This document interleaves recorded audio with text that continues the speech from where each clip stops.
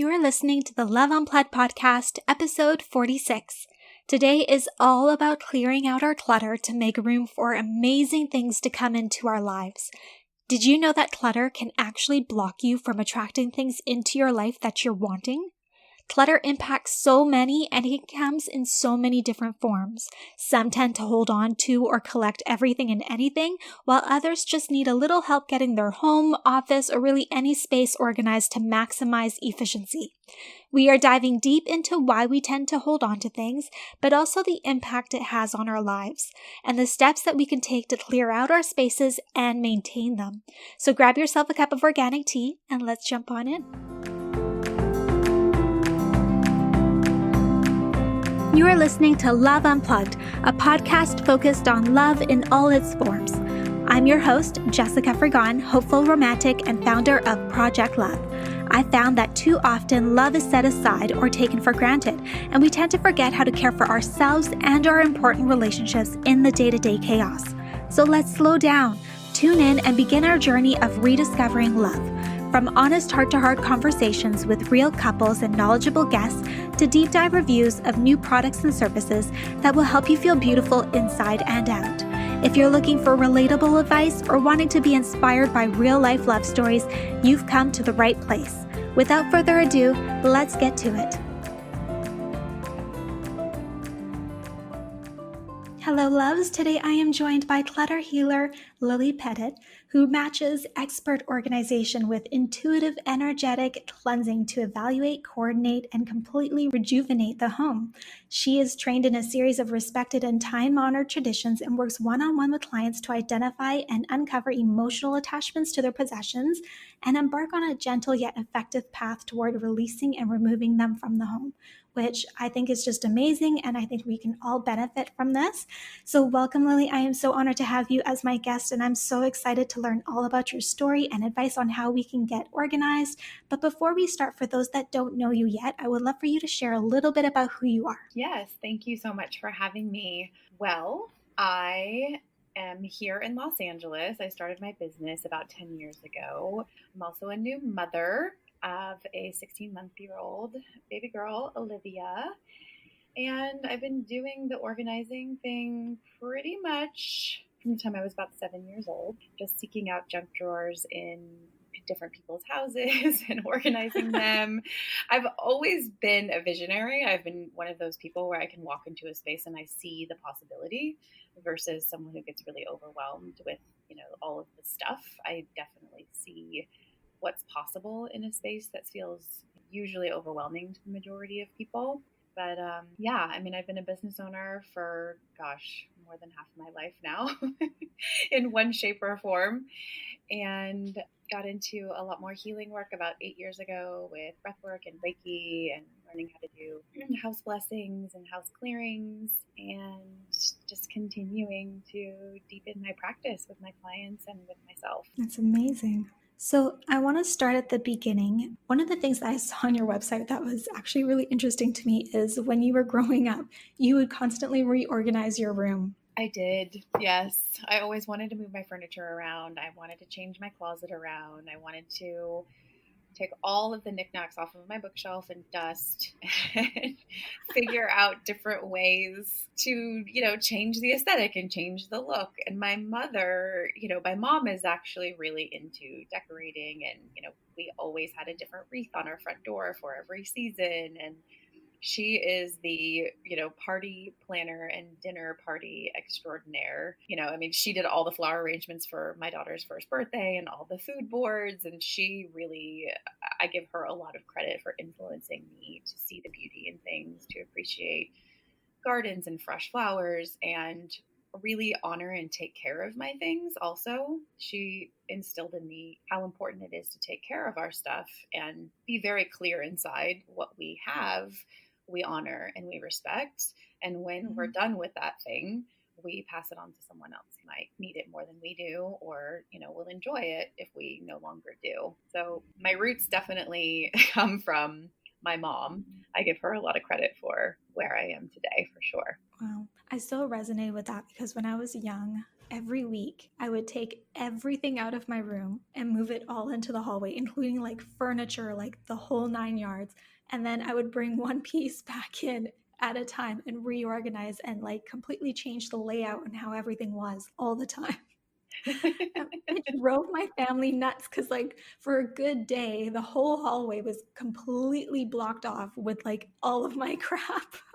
That's amazing. Yeah, I mean, I think that there's just certain people that I forget which personality test it was, but that I'm one of those people that needs geographic change. So even if Mhm. it's, getting up from my desk and going outside and walking around the block, it's really Mhm. important for me to have visual, like an environment that's very visually pleasing, but also has the ability to sort of shift and change. So with me, that looks like, different fresh fruits and vegetables on my kitchen countertop. It's a different fresh flower in the vase in my dining room, or I will do that thing still where I switch up, the table runner on the dining room table, or I'll, put away some accessories and then I put other ones out. I mean, I definitely still do that in the spare time that I have, but I do really enjoy being able to integrate and change things, even if it's just one hanging plant from one room, and I'll swap them from one room to another room. And I really love that fresh perspective. It doesn't always have to be such a huge change,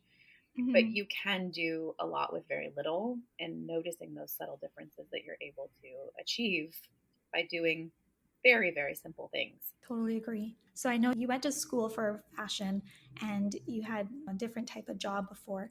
So what kind of led you to starting Clutter Healing and creating a company that bridges the gap between, just the organizing aspects, but tying in the emotional and the mental aspects as well, all in one? Yes, I was a wardrobe stylist prior to starting my company, and basically I was doing a lot of work on set, and I was around a lot of models, actors, actresses, and the pressure that was put on the talent really, really affected me. When I refer to the pressure, I mean the pressure for them to look a certain way and to be a certain body type. And I had struggled with an eating disorder from the time I was about 8 years old, Oh, wow. mostly because I grew up in a household with a highly functioning alcoholic father who I don't blame him. He was doing the best that he could with the tools that he was given from, his upbringing. Hmm. But I think I resorted to controlling my food, controlling my exercise as a way to feel safe, right? Hmm. And that emphasis in my own life of the food and body image stuff being reflected back to me in a career that I was doing every single day, it just started to feel really uncomfortable. And I felt like I was working in a world where it was very unhealthy. The ad agencies and the directors saying, "Oh, we totally want to use you, but you've got to lose 5 pounds," to these girls who are already so thin. And it just started to wear on me, and it started to break me down. And it really, really, I started to just see it for what it was. And I knew that it was not healthy for me to stay in a field where there was so much emphasis on body negativity. I'm so happy that today there's so much emphasis on body positivity Hmm. and being accepted in all shapes, forms, and sizes, especially in advertising and media today. But it wasn't that way 10, 12 years ago. So one thing led to another. I, kept saying, I can't do this career anymore. This is not good for me. This is not good. I've got to get out of this. And, shopping all day long, while it sounds like a dream job to some people, once you start doing it and you're pounding the pavement for a long time, it is exhausting. It is a really, really challenging job to be on sets, to be shopping, to go in costume houses. And in my own little spiritual way was saying, show me the next thing. Universe, God, whatever's out there for me, whatever's, guiding me, supporting me, show me the next thing, because I don't know what my path is. Hmm.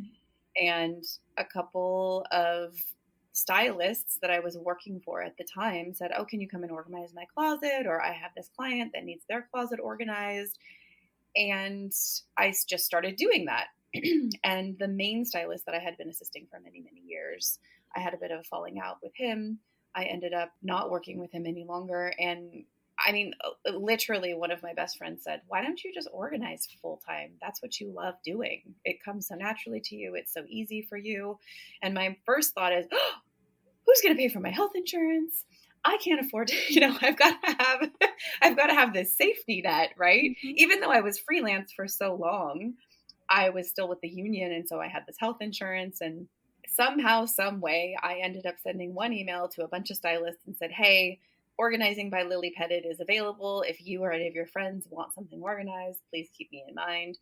And from that one email, I would say I still have 5 of those same clients that I started servicing as like my very, very, very first set of clientele. Wow. And it's been because it's very personal, right? When you're in someone's house and organizing for them, you know everything about them. You know what prescription medication they take. You know what their underwear looks like. You know what they eat for breakfast. I mean, it's extremely personal. So the people that I've met, we've become somewhat like family. I mean, I know I get Christmas cards from them and vice versa. I mean, I know everything about them Mm-hmm. and when their kids' birthdays are, what their dogs' names are, all of it. So it's been such a beautiful journey to be invited into people's homes in this way and to really have them trust me and vice versa. That's how it began. That's where I am today. How did you come to the realization that you needed to start including kind of the emotional and mental aspects with the organizing as well? Well, what I started to notice is that I would come in and I would do a huge clearing out of things. I'd set up the system, I'd label everything, I'd have the perfect bin or basket, what have you. And then I would follow up a couple weeks after and say, oh, it hasn't stayed in place. Or, oh, can you come back because I want you to come and do this other area? But then I would check in on the place that I'd already organized and it had already fallen to pieces. And I realized very quickly that there needed to be more of the mental component of, hey, we've got to make time in our calendar to maintain what I've done. Because as much as I would love to be in your house every other day helping you put stuff away, that's just not realistic for either one of us. So I realized very quickly that I had to give people some simple tools of how to integrate integrate the maintenance portion of it. And then I started to realize, oh, people aren't really able to easily maintain this for themselves because they either don't feel like it's important enough, like they're not making it a priority, right? Mm-hmm. Or they want someone else to do it for them, or it's still not clear or easy enough to put the thing away that needs to go away. And so I started to redefine, how I was working with people and leaving them in a really good place to say, okay, so on Sunday, are you willing to commit to an hour of putting everything back where it belongs? And then I started to see better results with people. I started to see the systems going longer and lasting longer in people's homes. And in terms of the emotional aspect of things, it's really difficult for people to get rid of things when they've gone through, let's say, a divorce, someone has passed away. Let's say they're making space for their mother or father-in-law to move in with them. So they're having to kind of rearrange the way that they're living to make space for another family member. And maybe they're resentful about that, or they're getting married to someone and stepchildren are coming into the mix. So I started to then ask questions about the feeling of it all and how it felt to hold on to things, or how it feels to be living in so much stuff, and not asking so many mental questions, but really getting to the heart of the matter and asking a lot more feeling questions. And once I started to get them to open up and talk more about the feeling, we then were able to sort of chip away little by little of what was really meaningful and important in their life right now. And is this item that they're either holding on to or, are not willing to let go of, are these things getting them closer to the life that they want to be living, or are they keeping them separate from the life they want to be living?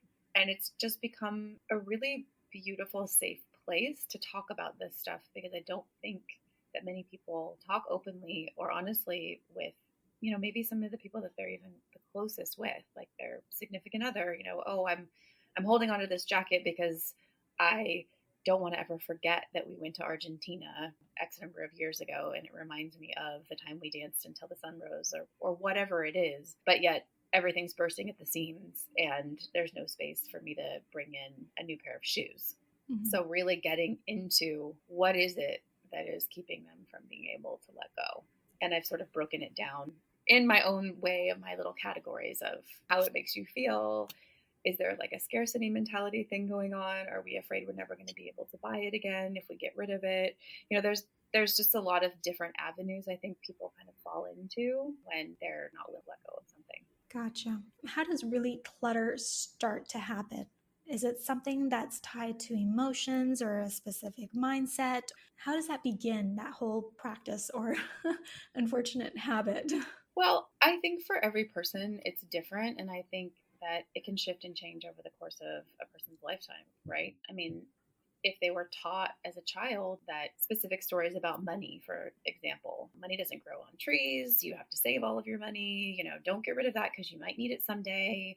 Or there's a lot of different stories and things that we are taught from a very, very young age that can shape people's beliefs around stuff and how much they feel like they have to hold on to versus being more open and free to trust that whatever they need will come to them when they need it if they let something go in the present, that whatever they need in the future will come to them. Mm-hmm. I also think that, as I mentioned earlier, with loss and losing people, loved ones, it's that can a traumatic event in one's life, such as loss of someone, divorce, loss of child, whatever the traumatic event might be, can also trigger a hoarding tendency or the need to collect or the desire to hold on. It's similar to when people have something traumatic happen in their life and then they start using food as a coping mechanism, or they use alcohol as a coping mechanism, drugs, sex, any of the things that they might be using to not feel a particular traumatic event or something that they just don't really want to face or look at. It's no different of holding on extra weight on the body that they don't need. Is very similar to holding on to extra stuff. It's a protection mechanism. It's a way that we sort of insulate and protect ourselves from feeling that rawness or that vulnerability, right? Mm-hmm. And I grew up with a grandmother who was a hoarder, so I saw this firsthand. Her husband, she lost two husbands in her life, and at the loss of the second husband, she just started collecting. I mean, there was no space for me to sit in her car ever as a child. I couldn't go anywhere with her in her car. If she wanted to take me somewhere, she used to borrow my mom or dad's car to drive me somewhere because I couldn't physically be in her car with her because it was filled floor to ceiling, top to bottom with stuff. Oh my. And, garage sales were always on the agenda for the weekends, the Walmart, Kmart blue light specials. She just collected everything. At the end of her life, I think it took my dad and his siblings about 2.5 weeks to go through a 4,000 square foot house in Arizona that just dumpsters were filled with things, and she had like 10 sofas. Oh my. Multiple beds that were just, leaning up against the walls. They weren't even being used. And sofas also, sofas just like stood up on end in bedrooms for no reason other than having that insulation from and protection from actually having to go through the emotional process of feeling the loss of both of those husbands. And I think it's much more common than we probably talk about because people don't really, if you're not going into somebody's house and knowing that they have an excessive amount of stuff or a clutter issue, then you're never going to know because it's very easy to hide.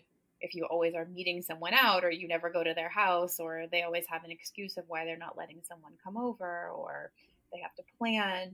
There are no like drop-in visits unexpectedly because they've got a plan to hide everything, which is very exhausting emotionally and physically, right? If you can't just see people when you want to see them or have people over to your house whenever you want to have them over, it takes a lot of energy and a lot of work to keep things like that hidden. Wow. It must be so hard for them to also live in that type of situation as well. Yes. I mean, I know that there are studies that have been written that say, a lot of creative people actually thrive in very messy environments. I've read this. I do not resonate with that at all. I am the type of person that if there is, I probably am more to the other extreme. I mean, having had a child recently, I've had to learn to let a lot of things go. And friends comment on, oh, I'm surprised that you're okay with this. And I pick my battles nowadays, but in a work environment for me, I have to have just the one thing that I'm focusing on in front of me. So right now I'm talking to you and I literally have nothing else on my desk but my laptop, my speaker, and the little stand that I have it on. And that's it, because I will be distracted by, oh, I got to do this and I got to, my mind will go to a million other places of what I need to be doing, the other things that I would like to accomplish. So I think we thrive in clean environments. I would say the majority of people thrive in clean, orderly, tidy environments. And there's so many other health issues that come about with a lot of stuff, right? Because the more stuff we have, there are more surfaces to collect dust, which then can lead to upper respiratory issues, allergies. I mean, don't get me started on the whole animal infestation Yeah. things, because I've dealt with a couple of those things in my life. Oh my. And by no means am I a hoarding expert. I definitely have people in Los Angeles that I refer those types of clients to, because I would never claim to be. That is a specialty type of service Mhm. that usually is handled in tandem with a therapist. But yeah, I mean, I would not say that there is a person who is living in a very cluttered, messy environment who does not have some other kind of emotional, spiritual issue that has not been addressed. Because generally speaking, the two are tied hand in hand. Gotcha. So, how does clutter affect one's life? So, can it impact what you are attracting into your life? Does it create an environment where if you have physical clutter in your home, maybe you're going to start having clutter in your work environment, meaning that you're like taking on all these projects, but you're never finishing them and you're just kind of overloading yourself in different areas? I would say so. I mean, because I come to this work from a 100% energetic perspective, because everything we carry is energy, right? I Hmm. mean, our computer is energy, flowers are energy. We're all just made up of little tiny particles that create a vibration and energetic frequency. So the more stuff we have crowding up our home, the less space there is for new things to come in. There's not going to be a lot of mental space for you to think about new ideas, new business ventures, potentially start dating. How do you make space if you want to have a child? If you have so much stuff, where's the space for the rest of your life? Where's the space for your future self? Hmm. And I really encourage people to think about it from that perspective. The more, when I wanted to be in a relationship so badly, at the time I was living in a place where I had 3 closets. So I figured out a way to create one closet that was completely empty, because I knew that if I wanted space for the guy to come in and be able to hang up his coat, have a place to put pajamas, there needed to be a spot for his toothbrush. So I not only do I believe that having space for things to come in, the more stuff you have, it's like attracts like.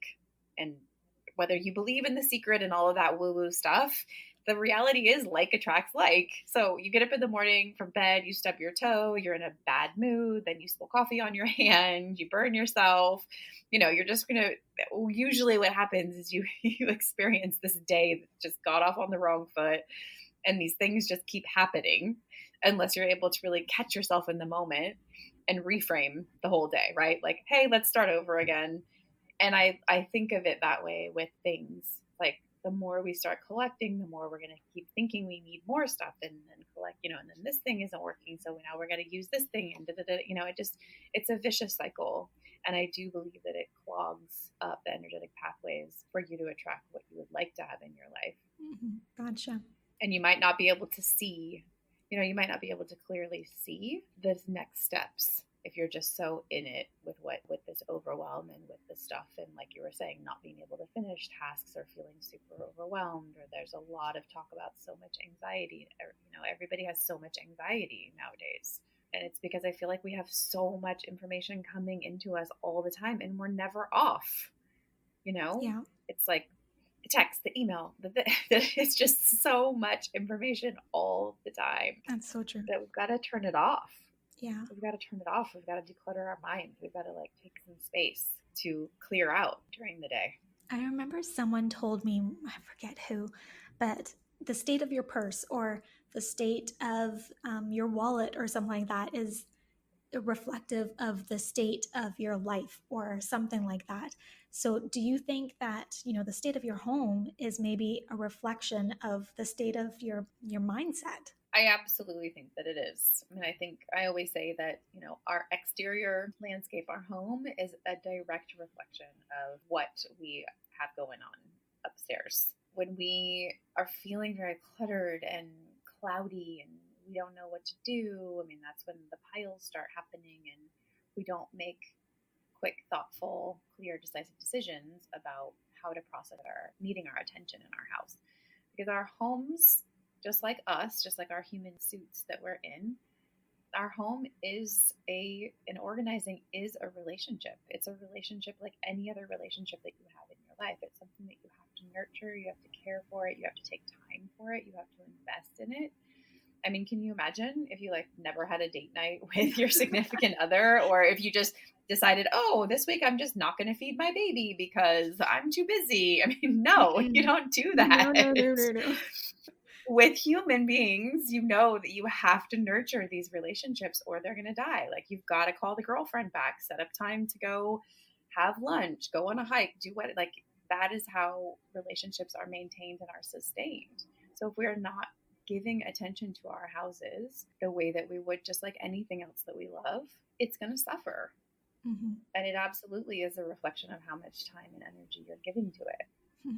And now, when you are about to embark on that journey of decluttering and going through all of your belongings and stuff, how do you get into that right mindset so that you're actually able to do the work? I mean, I have two schools of thought on that, right? It's like, I was playing this song the other day for a breathwork class that I was teaching, and the lyrics are, something to the effect of, I'm ready, I'm ready, I'm ready. So part of me is, yes, it would be great if you are, okay, I'm ready, I'm committed to this process. I am ready to heal this area of my life, and I'm feeling strong, I'm feeling confident, I'm feeling good. And that's ideal, right? I love working with people who are ready and they are just so fired up to really make a huge shift in their home and in their lives. But there's also the person who knows that they need to do this and they want to do it, but they don't really feel ready. And I don't know, as any of us as human beings do something when we really feel ready. I think we hear the call intuitively. We feel it inside of us. We know that we need to take action in a certain area of our life to improve our lives and to do things differently, because in some small way we're suffering, or some big way we're suffering. But I don't think that we're ever really totally ready. Does that make sense? Yeah. I think sometimes you've just got to dive in and start doing the thing that's really uncomfortable, because that part, that discomfort, that suffering, that place where you feel like this is really icky and it's hard and I don't like it, that's the place where your healing resides. Mm-hmm. That's the place where you really get the opportunity to change your life. Mm-hmm. I totally agree. So what are some common obstacles that you've experienced with your clients when it comes to decluttering? I think one of the biggest ones is especially for women, and sometimes with men, it's the, oh, I don't want to get rid of those clothes because they're designer, they're expensive, whatever the number of reasons are, because I'm going to lose 5 pounds, or it was really expensive, so I don't want to get rid of it, even though I haven't worn it in 10 years, but it was really expensive. So I think one of the biggest obstacles for people to get over, or to overcome, I should say, is when you let go of something that you haven't been using, or you haven't been actively having as a participant in your life. Because I look at those things as dead energy. If you've got, if half of your closet is stuff that you have not worn, have not used, it's not in your active rotation, you're literally wearing 20% of your closet at all times. That's just a fact. We all wear 20% of our closet. So the 80% of it that you don't wear, it just sits there dead. It doesn't get used. It's not active. And that's just taking up valuable real estate in your life and in your mind and in your house. So I think that shift to get people to really start thinking about, okay, how could my life be easier if I lived with less belongings? I wouldn't have to take care of so many things. I wouldn't have to worry about what I'm wearing, because I know that I have these, 5 outfits that I feel really great in. And that just reduces the amount of time that you're taking to get dressed, or trying to find something that's, maybe at the dry cleaner or what have you. It's really the biggest obstacle, I think, is having people really sit down and look at what is the most important way for me to be spending my time. Because all this organizing stuff really is about how we are spending our time.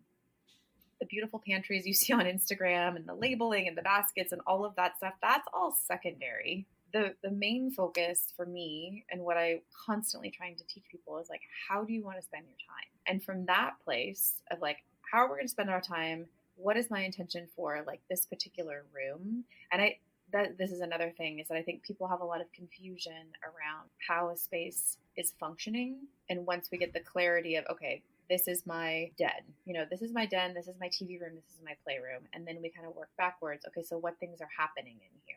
And okay, so then what's going to live in here? Oh, so my kids' dress up costumes are in here, and we have board games, and we have video games, and we're going to have an arts and crafts station, but then also, our, I don't know, our family photo albums and old VHS tapes. I mean, I don't even know why I said that. I don't know who has that anymore, but you get what I'm saying. It's like, once we break down how the room functions, which I think is kind of a big obstacle for people. Sometimes they're trying to make one room be 50 different things and they want all these things to live in one space. And I have to educate them, well, we could do that, but why don't we use, this other spot for this, because it's closer to, I don't know, this is closer to the shed, and you're probably going to be planting plants out here. And it's just really thinking about your time and your space and how you want to use them for the highest function of yourself, your family, your space. And that lack mindset, the holding on to things for the what if or the someday. Mm-hmm. And I always say that the someday is like the graveyard, the graveyard for your dreams. Yeah. Because someday more than likely will not come. Like, you someday might use that blender, probably not if you haven't in the past 5 years. And that's okay. And the day that you need the extra blender for your margarita party or whatever, you can get the blender again. And storage units too. I mean, the storage units, I did a consultation recently and someone told me that they had a storage unit. They had 3 storage units for 7 years. Oh my God. Paying $1,000 a month for the storage units. And correct me if I'm wrong, but I'm pretty sure that that's $83,000. That's insane. And I'm just thinking to myself, $83,000, what you could have done. And is the stuff in there worth that? Mm-hmm. Like, if it is the couch that you've been holding on to from 2 apartments ago, I mean, is it really worth? You've now paid $83,000 plus, the $1,200, $3,000, whatever that the couch cost initially. So it's just putting things back in perspective of, how we're spending our time, how we're spending our money, and where do we really want to be going mm-hmm. with our lives? And is the stuff getting us to that place? That's insane. When we first moved my family out of the other home that we were living in, my mom had a storage unit, and my mom's getting older. So, she likes to hold on to things because they're memories and all this type of stuff. And she had a storage unit, and we were looking at the stuff that was in there. I'm like, do you even know what's in this box? Do you have any idea? And then as we started going through it, I'm like, these are clothes from your childhood where the elastic band just kind of disintegrated and the shoes are disintegrating. And I'm like, you are never going to use these things. Obviously, you can't now because they're falling apart literally. You need to let go. And it was a huge emotional process for her to be able to let go of things. But it's just when you get to a certain point and you're just so used to that habit of just collecting and not letting go, it's such a long process to change that habit. Yeah, I mean, I think a lot of people just put things in boxes and put them away. And I understand if you have children and you think that they might want them someday. I mean, I think that that's really sweet, but I also think that it's important to keep yourself in check of, how much do you want to be leaving for your children to have to go through, and ask them along the way when they're old enough to make a decision about knowing what they like and what they don't like. But I'm not really condoning the thought process that you hold on to every single thing for then your adult child to have to go through after you're gone. Mm-hmm. I just don't think that that's a very loving obligation to give to your children. Mm-hmm. So if there are ways for you to sort of integrate as your child becomes an adult, maybe it's an annual thing, or maybe it's a twice a year thing, you go through and say, oh, I was thinking about holding on to this for you. Does this have meaning for you? So that it doesn't become such a huge burden mm-hmm. on the other side. Yeah.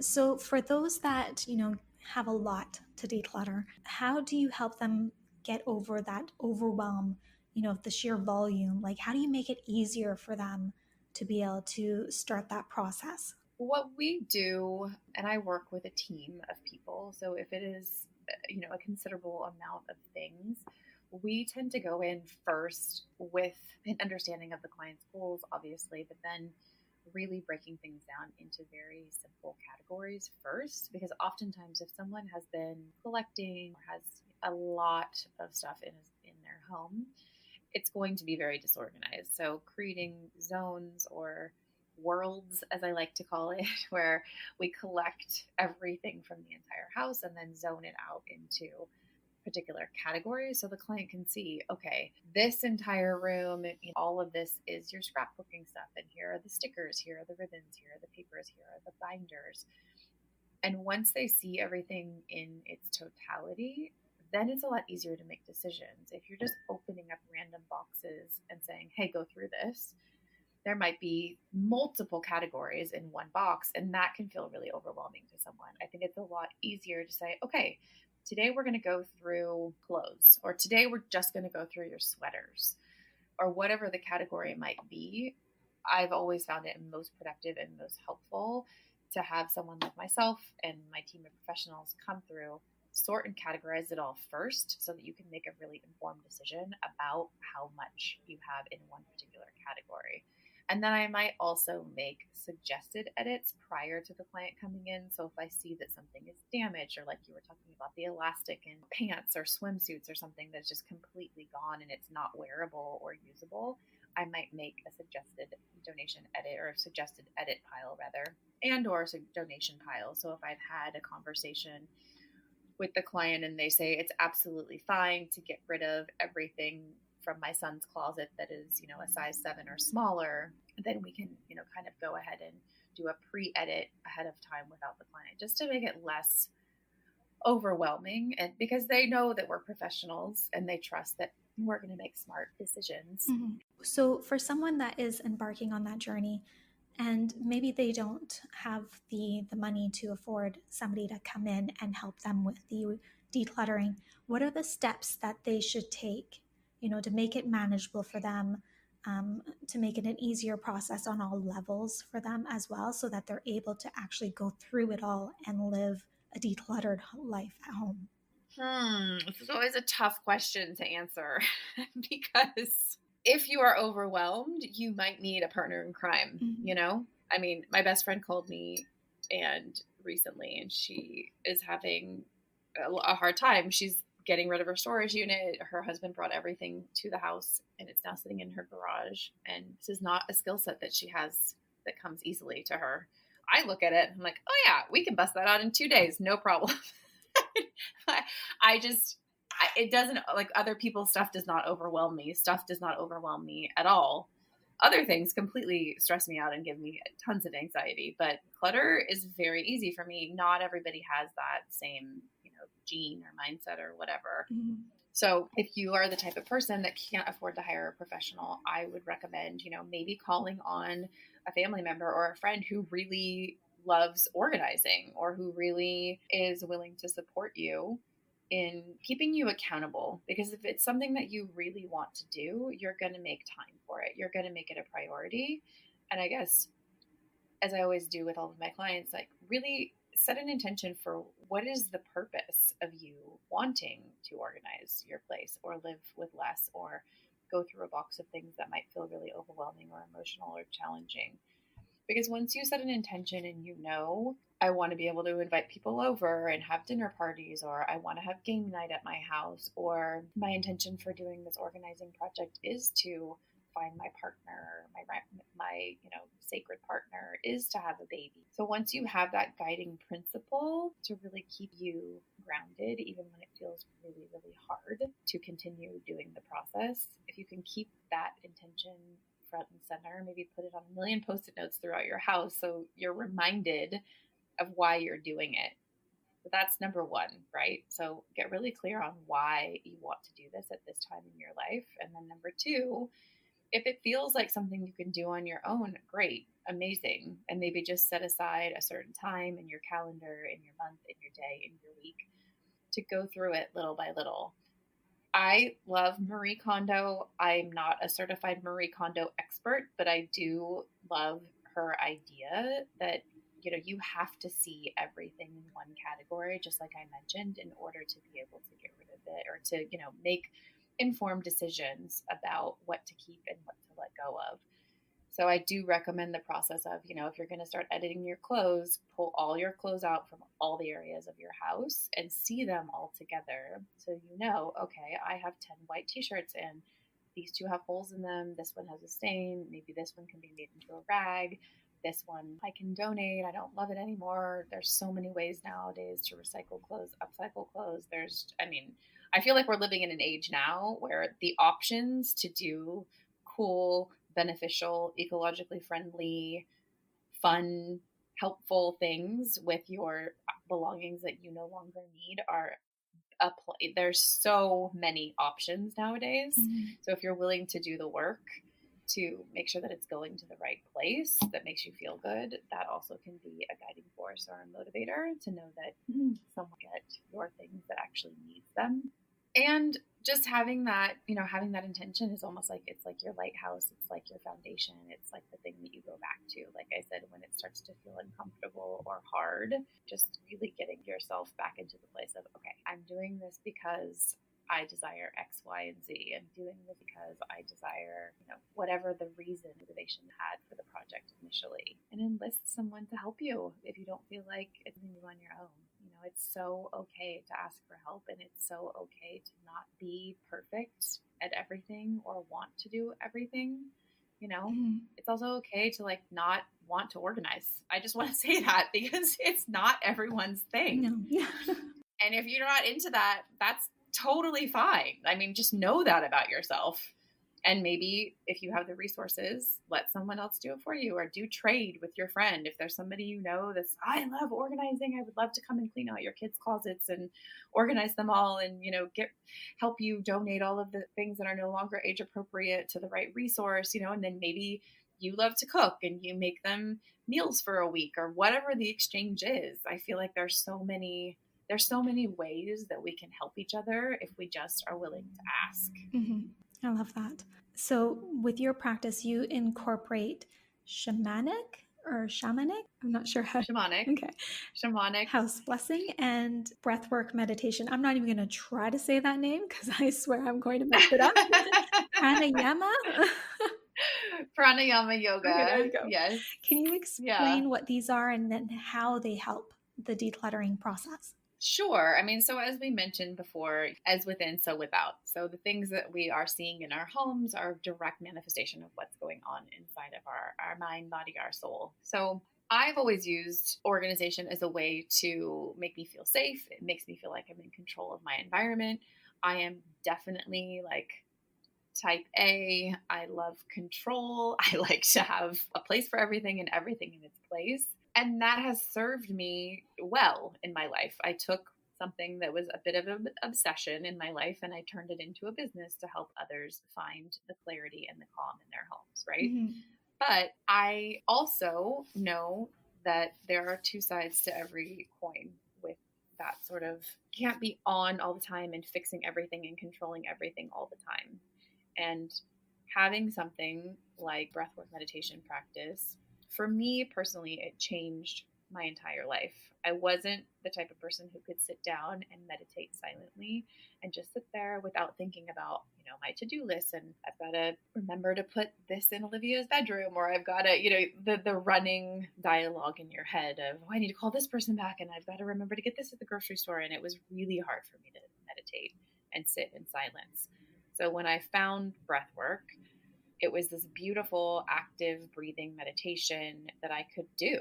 And I was able to stick with it for the past, I think it's been 7.5 years now that I've been practicing it, and eventually teach it to other people and train other people to be facilitators of this work that is taught by my teacher, David Elliott. He's here in Los Angeles. And I believe that pranayama yoga breathwork is a gateway to have a deeper understanding with really yourself, your soul, your spirit, so that you can understand and maybe unwind some of the patterning that you have been either conditioned to or started to believe about yourself, and maybe haven't been totally clear with who you are. Because we all go through things in life, right, that shape how we think about ourselves, how we feel about ourselves. and things can get a little bit cloudy or a bit murky from what is actually real and what is actually our truth. So breath work is just a tool to get you back to a state of homeostasis, a state of balance, but also really tune into that deeper place of self-love, self-acceptance, and understanding, oh, well, I was thinking about this thing and then this other thing happened in my life. And oh, I'm starting to realize that when I have the hairs on the back of my neck stand up, that's when I hear someone speaking the truth, or that's when I know that I'm right on track with something in my life. So it's this way to really tune into your body, your physical body's reactions and sensations while operating in the world, and then assign or connect the dots rather for things that have happened in your life and things that are happening in your life now, and really get really dialed in with your intuition. So it's kind of hard to explain in like a simple sound bite, but it's just a way to clear out the emotional stuff that we build up and carry inside of ourselves. Mm-hmm. And sometimes when you're doing the breathing practice, you might have an emotional release. So tears are very common, laughter is very common. It doesn't always happen every single time you do a breathing practice, but a lot of times an emotional release is very common. Mm-hmm. And it, generally speaking, feel really good after you're done doing breath work, because you're able to just kind of like let all the feelings and the stuff move through you and out of you. And then you come back into the state of balance. And similarly to a shamanic house blessing, where I'm looking and feeling the person's energy in their home, Mm-hmm. I'm extremely intuitive. I'm definitely someone who is what would be called clairsentient. So I'm a feeler. I walk into a space and I'll kind of know what's happening there and maybe what's been going on in a particular space. I'm extremely sensitive to energy. So what I do in a shamanic house blessing is it's not about clearing out ghosts or bad spirits or that sort of thing at all. It's really fine tuning the energy that's already good in the home, because there always is good energy in the home, Mm-hmm. and asking the client to reinstate their intentions for their spaces. And it's all done with the Feng Shui Bagua map, which is divided up into 9 different sections that would focus on the intention setting in those particular areas. So like there is, a children and creativity section of your house. And so I would go through this particular practice with a client and have them set intentions for that that place in their house. So in your children and creativity section of your home, what do you want to be doing here? What do you see yourself creating, doing, calling in, and really giving them a whole new lens to see their house through. Mm-hmm. All right, so I want to know what's next for clutter healing, considering that you've entered this new chapter in your life, welcoming a new baby. So, what does that look like for you in the future? Well, a lot of exciting online opportunities coming up this year. I'm planning to relaunch my online course, which I had a lot of fun experimenting with prior to having my little girl. And just being able to share, the years, it sounds so strange, the decade of organizing information and teachings and everything that I've done with the healing modality of breathwork and the house blessings and everything, and being able to give that to a much wider audience. So that, relaunching the online course is definitely on the radar. And then I'm also considering creating a membership-based site where we can really dive deeper into different sections of the house and have a group container to hold each other accountable for, where we're going with our organizing projects within the particular space every month. And that would also include, an intention setting process, as well as, worksheets and tutorial videos, and really showing you how to take back your power in your home and be able to organize your home yourself, because I think there's so much power in that. I think being able to do something on your own and know, well, I place this here because this works for me when I'm doing X, Y, and Z, I just think that's a really, really beautiful gift to give yourself. And beyond that, I'm teaching a lot of breath work this year. I'm loving all of my in-person events and just connecting with more people in that way, in that space. And I've also created something called the Breathwork Trilogy, which I'm probably going to start either late April or beginning of May, where, it's a 3-month container where we'll do a lot of breath work. You'll get a daily practice video, also worksheets, intention settings, a virtual breathwork class, an in-person breathwork class, and one group call to kind of use this healing modality in a way to dive deeper into things that you have been calling in your life and clearing out, right? And the letting go and the calling in. So there's lots on the horizon for this year, and finally feeling good about it and confident. And 16 months after giving birth, it's definitely a huge journey to shift the way that you do things from going into motherhood. So to all the mamas out there, if you feel a little disorganized and overwhelmed, I get it. I get it now on like a totally different level, more so. I got it before with all the clients, because the majority of my clients are mothers, but it's so different now. And I cannot wait to, organize nurseries and playrooms and kids' closets in like a whole different way. Yeah. Now that you've Armed with this experienced it. knowledge. Yeah. And kitchens, I've started doing something with a company called Bloom that is focused on postpartum and partnering with them to, organize nurseries and kitchens. It's like, what do you do with all the baby bottles and if you're doing formula or even the breast milk, you're freezing it. It's like, where do I put all this breast milk? It changes everything. There's so much gear with a baby. And if you're kind of used to living your life a certain way, and then all of a sudden you've got strollers and car seats, and then the infant car seat's done, and then you've got to get the next car seat. And then it's like this never ending evolution of stuff in your house. Organizing to like a whole other level now. Yeah, absolutely. So lots of, nursery, kids, closet, baby gear focused things in the coming months as well, because I think that's just such an overwhelming chapter in people's lives. And if I can help in any way to show how I've done it as a minimalist, mostly a minimalist, and just to keep it really, really clean and really clear for everyone. You have enough on your plate with keeping a tiny human alive. Like you don't really need to be focused so much on the organizing at that point, You don't want to dust, right? 1 billion knickknacks when you have to take care of a child, right? Yeah. I mean, it's all consuming. That's the last thing you want to have to worry about is, where the stuff goes or maintenance of too much stuff. That's also really overwhelming. So yeah, organizing kitchens and kid spaces is going to be taken up a notch for sure. Well, that sounds exciting. A brand new chapter for you and the company. And I can't wait to see how that unfolds and the courses that you start offering. I might even take some myself.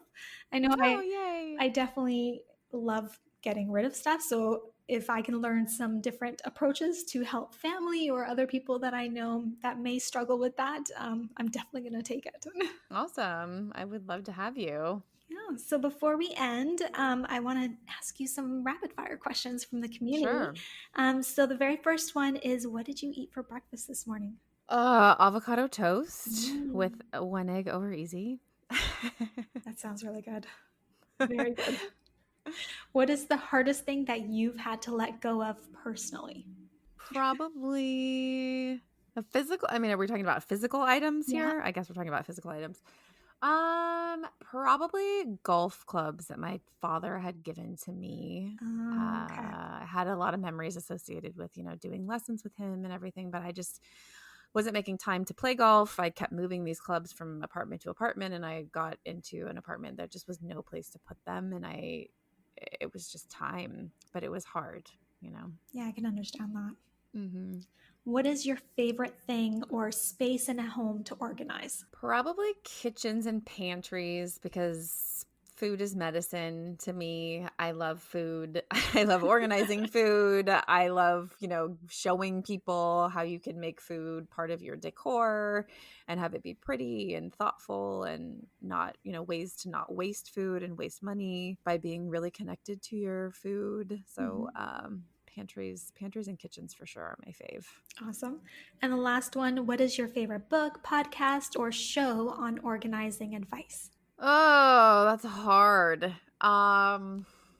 I wouldn't say that I have anything specific on organizing. I mean, I've read so many organizing books and blogs and all of that. I mean, I really feel strongly that my teacher, David Elliott, his book Healing is the one that I always go back to because, again, I believe that it's all connected. And if we continue to declutter our insides with a clear emotional landscape and understanding ourselves and being able to love ourselves no matter what, that's where the real organization of life comes in. Until we get that side right of the inside of who we are, all this physical stuff on the outside doesn't really mean anything, you know? Mm-hmm. And if we're not feeling good and feeling happy in our lives, we could have all the things in the world and it won't matter until we learn to love ourselves. I love that. That's so true. Yeah. So if anybody wants to learn more about you, where can they connect with you? My website is clutterhealing.com, and you can find me on all social media channels. I'm not so active on Facebook anymore, but Instagram for sure is Clutter Healing, and everything else is Clutter Healing. Yeah. Twitter, Facebook, Instagram, all those things. Yelp. Pinterest? Pinterest, yes.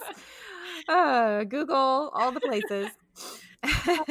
So thank you so much, Lily, for taking the time to share your advice and your experience with us so that we can take the steps that we need to declutter our lives and make space for amazing things to come into our lives. Thank you so much for having me. It was an honor to chat with you today. Oh, no problem.